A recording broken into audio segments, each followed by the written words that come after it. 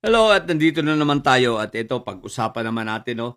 Etong si Inday Sayad, siyempre gumagawa na naman ng intriga at tsismis at binabalik na naman yung kanyang tsismis nung nakaraang eleksyon nang gusto niyang ibagsak itong si Kong Jinky Luistro. Natatandaan niyo pa ba nung nakaraang eleksyon na naglabas siya na sinabi niya si Kong Jinky daw ay may utang sa kanilang mag-asawa. What the heck? At ito ay challenge ni Kong Luistro, itong chismis na ito, at sa pagka-challenge ni Kong Luistro, hinahamon si Inday Sayad na maglabas ng mga ebidensya. But unfortunately, up to now, si Inday Sayad walang naipakitang ebidensya. Sa madaling salita, chismis. Chismis at intriga, di ba? Okay, pero eto ngayon, ibinabalik uli ni Sayad sa kanyang interview, siya ng kanyang dalawang baluga. Balugang nag-i-interview sa programang Oplok, no? Boplox ng SMNI. Ayun, in-interview nga siya ng dalawang baluga.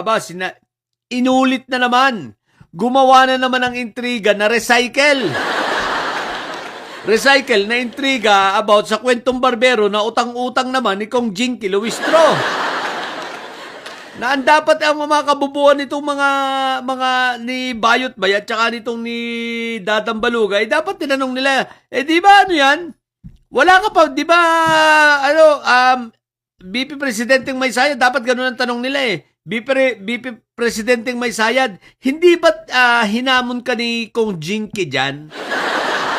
Na ilabas mo ang iyong ebidensya, may nailabas ka na ba? May nailabas ka na ba na even letter of appearance man lang, di ba? Tama ba? Tama ba terminology ko, no? Di ba? Yeah. Meron na bang ganon? Mga pleading man lang na pinangungunahan nila. Di ba? Pleading man lang na ginawa nilang mag-asawa bilang abogado. Meron ba? Ang tanong, pero hanggang ngayon ay wala. So ano lang ang ibig sabihin nito? Ito ay maliwanag na si Inday Sayad tarantantinoy na. Na si Inday Sayad ay galit na galit kay Kong Luistro dahil pinamumunuan nga nito ang Committee on Justice na nagbigay ng form and substance para sa kanyang impeachment. At ngayon, pupunta na sa hearing proper, no? Malapit na, ha? Tatapusin lang yung 10 days, tapos 3 days na sagot ni Sayad, 3 days uli na rebut naman nitong prosecution. So, tatapusin lang yun. Then, punta na yan sa hearing by April. So, itong si Inday Sayad, syempre, nagagalit, gumagawa ng intriga. Huwag natin kakalimutan na most likely, kasama rin si Kong Jinky sa magiging prosecution team, no? Mga prosecution lawyers ng Congress, no, na kasama siya sa bubuing team. Dahil last year magkakasama naman sila. Hindi nga lang natuloy, di ba? So most likely sama-sama uli sila. So ngayon congressman na si Congressman Laila de Lima tsaka si Chel Jokno, malamang buong-buo na yung team. Pero eto guys, maliwanag kung ano yung ginagawa ni Inday Sayad kay Caramil, pilit na ginagawa ni Inday Sayad din kay Kong Jinky Luistro. Ito ay ang i-intimidate sila. Intimidation. But very unfortunate for her, kay Inday Sayad, hindi na i-intimidate ang mga taong ito. Ibig sabihin, si Kong Luistro tuloy lang ang trabaho. Habang si Caramil tuloy ang pagtestigo. Kahit na inofera ng pagkalaki-laki, halos umabot ng 1 bilyon, effect. Bakit? Mismong mga anak na ni Caramil ang nagsabi, tatay, ituloy mo yan, ipaglaban mo yan. Hindi dahil hindi natin kailangan ng pera ng ganyan kahit maghirap tayo, di ba? Yan, kaya bilib ako, saludo ako sa mga anak ni Caramil, Nawa ingatan kayo ng Diyos, no? saludong-saludo ako sa prinsipyo na ipinakita nila na hindi sila nababayaran ng pera, hindi kagaya nung 18 marites sa halagang 2.5 million na down payment sa kanila, bumigay. 2.5 million versus habang buhay na kahihiyan. Diba? What the heck? Anyway, congratulations uli sa 4 na marites, Isipin nyo, nagdemanda uli naman ng bago ngayon. 4 nang kakaharapin yung kaso sa iba't ibang tao, Si itong Bucor Katapang. Bucor Chief Katapang, dinimanda na naman si Attorney Baluga kasama yung 18 marites. So naku po, Rudy. At si Attorney Baluga mukhang sasampahan din sa Supreme Court, okay? Ng disbarment, okay? So kaya exciting. So kaya kudos ito sa mga anak ni Caramel, talagang may paninindigan kayo even sa asawa niya. Isipin nyo, 1 billion is 1 billion. Mahirap tanggihan yun. Pero ang tanong ko naman, ba't naman kayo magpapapaniwala pati kay Sayad? Alam nyo naman yung abutin nyo kay Sayad, estapa. Manggagancho yan sa takaw sa pera niyan, maglalabas yan lang ganun basta-basta. Malabo yan.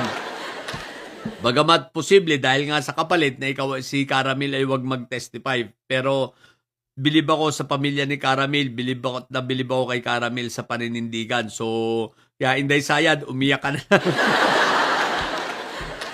Abangan na lang natin ang mangyayaring hearing sapagkat ipatatawag talaga si Caramel, pabubuksan talaga ang bangko, isusumpwe na talaga ang mga bangko, ang records ng bangko through AMLAC. Sigurado na yan. Wala nang atrasan yan. At bagay na hindi na kayang pigilin ni Inday Sayad, di ba? Ngayon, pagdating sa Senado, syempre medyo sa Senado inaamin ko talagang may labanan diyan. Pero dito nakikilos ang taong bayan. Tingnan natin kung kakayanin nitong mga senador na ito ang public pressure, including itong mga re-electionist, sa 2028. Tingnan natin nakabantay ang buong sambayan ng Pilipino, pati ang mga nasa ibang bansa dahil gusto talagang malaman ang katotohanan kung sino si Mary Grace Piatos at kung bakit winaldas ng ganun kabilis ang intelligence fund. At totoo ba na itong si Inday Sayad ay tumatanggap ng limpak-limpak at umaabot na ng bilyones na pera galing sa drug lord? O, di ba? At ang kanyang salin, ano ba ito? Accurate ba ito? Ito ba ay synchronized sa kanyang kita, sa laman ng kanyang bangko, sa mga perang pumapasok sa kanya, sa kanyang mga assets? Di ba? Versus sa kanyang declared salin. Alalahanin natin si Corona ay dyan natanggal, okay? Dyan sa kanyang salin. Kaya tingnan natin basta ang alam ko ngayon, puro pang i-intimidate ang gustong gawin nito ni Sayad kasi nga hindi na intimidate yung mga congressman, si Kong Jinky pa. Sablay ang pasabog ni Inday Sayad na ako ay tatakbong presidente. Ako si Inday Sayad Duterte, tatakbong presidente sa 2020. Flop. Sablay. Kaya yan ang ginagawa. Okay? So yun lang sa mga bobong didilis, ang tatay nyo ay karton. Si Inday Sayad ay sablay. Manatili kayo mga bobo at may sayad sapagkat ang may sayad ay laging high blood. Bye!